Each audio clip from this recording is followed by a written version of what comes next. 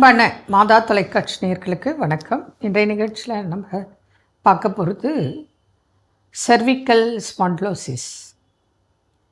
அதாவது நமக்கு கழுத்தில் வலி, கழுத்தில் சென்டர் பகுதியிலையும் வலி வரலாம், அல்லது தோள்பட்டை போத் சைடு வலி வரலாம்.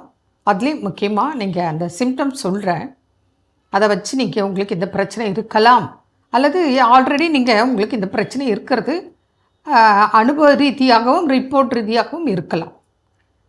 ஃபஸ்ட்டு பார்த்திங்கன்னா காதுக்கு பின்புறந்து வலி தொடக்கி இப்படி வந்து இப்படி வரைக்கும் வரும். அப்புறம் விரல் கையில் மறுத்து போகும். அது both side, left right both சைடும் வரலாம், சிங்கிள் சைடும் வரலாம். அதுக்கப்புறம் பார்த்திங்கன்னா நம்ம கழுத்தை சாதாரணமாக ஃப்ரீயாக இப்படி திருப்ப முடியாது, டைட்டாக இருக்கும். காலையில் எழும்போது வந்து எப்போவுமே ஸ்டிஃப்னஸ்ஸாக இருக்கும் கழுத்து. அப்புறம் தலை சுத்தல், மயக்கம் இருக்கும், அடிக்கடி தலை சுத்தல், கிடினஸ் இருக்கும். சிலருக்கு வாமிட்டும் இருக்கலாம். புரியுதுங்களா?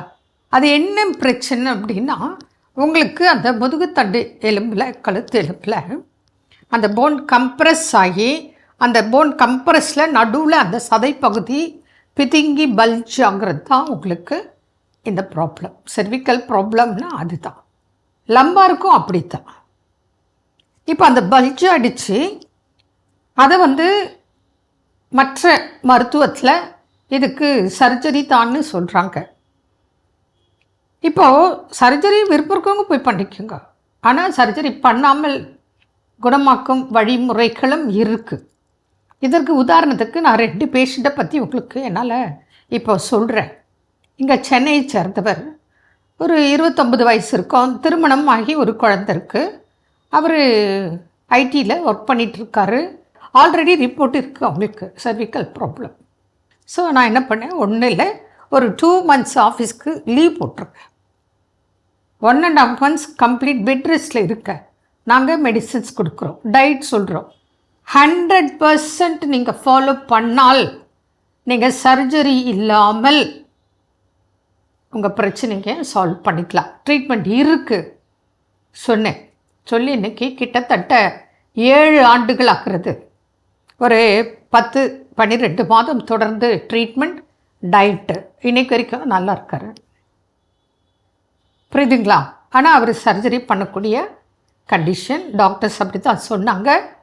நான் தான் அவருக்கு சொன்னேன், இல்லை நீங்கள் ஃபாலோ பண்ணால் கிடைக்கும், டயட்டும் இருக்கணும், பெட் ரெஸ்ட் இருக்கணும். அதே போல் பார்த்திங்கன்னா பெட்டு வந்து ஹார்டாக இருக்கணும், இல்லைனா பெட்டை தூக்கிடுங்க, காட்டிருக்கலாம். ஏன்னா கீழே தரையில் படுக்க எழுந்து முடியறவங்க படுத்துக்கலாம். சிலருக்கு கீழே உட்கார கூட முடியாது, மயக்கம் வந்துடும். அதனால் காட் பயன்படுத்தலாம், பட் பெட்டு வேண்டாம். பெட்டுன்னா ரொம்ப ஹார்டாக இருக்கணும், சாஃப்டாக இருந்தால் முடியாது. அதே போல் பில்லோ ஹைட்டாக வைக்கக்கூடாது. இது எதற்காக சொல்கிறோம் அப்படின்னா, முதல்ல பிரச்சனை இருக்கும், வலி இருக்கும், ஆனால் அதுக்கு ட்ரீட்மெண்ட் இருக்குது ஆயுர்வேத முறைப்படி.